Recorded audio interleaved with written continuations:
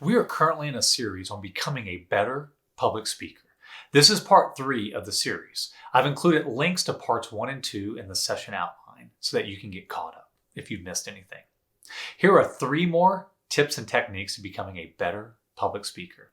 1, idea. One of the mistakes that I made early on in my public speaking career is that I put too much information in my talks. You see, I wasn't speaking a whole lot, and so I felt like this was my moment to impress people, and I had to share all the knowledge that I knew on a particular topic. Here's the problem. Too much information in my talk meant I rushed through the talk itself.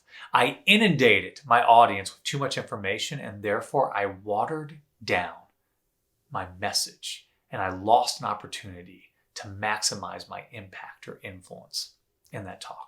One of the best advice that I heard on this was on an Andy Stanley podcast. Andy Stanley is an author and a pastor, and he said this: you should be able to summarize your speech in 1 sentence.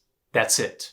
That becomes your main message or your main point, and then everything else, your other points, your illustrations, your stories, they all support that main message. That has helped me tremendously over the years. Speak more concisely, stay on topic, and stay focused on my main message. I like what Diana Boer says. If you can't write your message in 1 sentence, you can't say it in an hour. Number 2, tell stories. Stories are powerful. They inspire. They connect the head with the heart. People remember a good story that you tell more than they'll be able to recite back your 5 points. This is probably the single most effective way to improve your communication, because a good story, it brings home your message. Now, I encourage people, as much as you can, tell a personal story. It helps you relate to the audience. But whatever you do, do not exaggerate it, okay?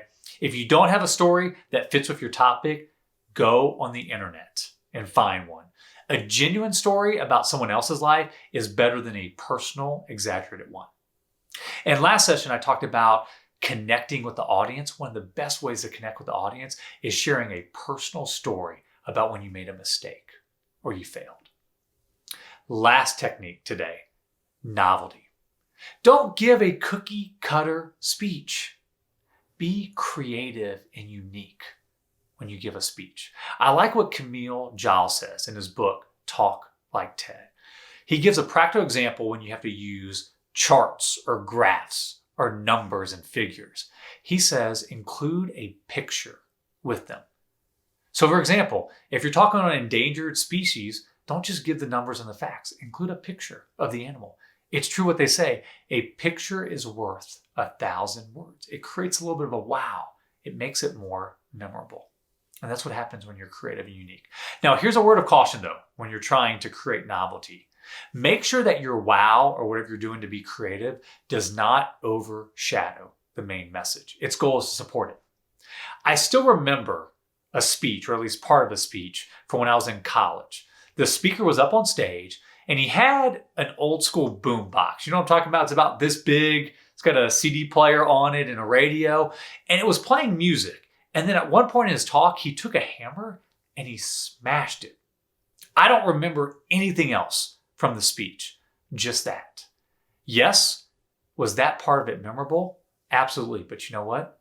I don't remember his message at all. Make sure that your wow supports and enhances your main message. All right, here's today's game plan. I want you to think through some of the stories, the experiences, the principles that have helped you on your leadership journey. I want you to reflect on those, and I want you to write those down. Then I want you to file them somewhere where you can recall them quickly. I do this all the time. Something happens in my life that is a good leadership lesson. I see a quote I really like. I read a really cool story that would make a great illustration in a future talk. I write it down. I actually put it in a program called Evernote. And then you know what I do? I tag it. Trust, leadership, character. And then when I'm speaking on a particular topic, let's say like trust, I type in that tag, and here are all my quotes and stories on trust. And I can add those to my talk. And they really help me with telling stories and creating novelty. Let me leave you with our tweetable lesson. Points and data inform, but stories inspire.